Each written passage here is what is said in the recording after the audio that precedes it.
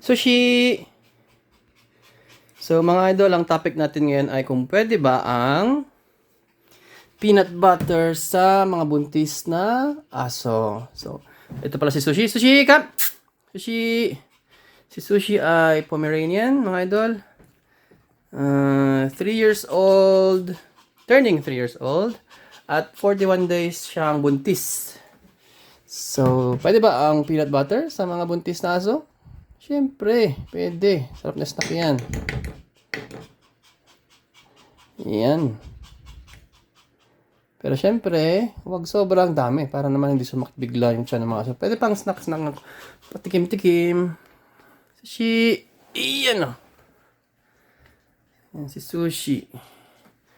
Right, fronts natin. Yan si Sushi. Sushi. Oh, malapot. Malapot yung peanut butter niya. Yan. So mga idol, safe ba ang peanut butter? Siyempre naman, pwede ang peanut butter. Gustong-gusto ng mga aso yan. Pero siyempre, lahat ng sobra, hindi maganda. So hindi naman sobrang kabundok na peanut butter, no? Hindi maganda, sobrang dami dapat ang ibigay. Tikim lang for snack. The protein. So, buntis ulit si Sushi. 41 days niya today. Siya ay white Pomeranian turning 3 years old. Yan siya. Cute.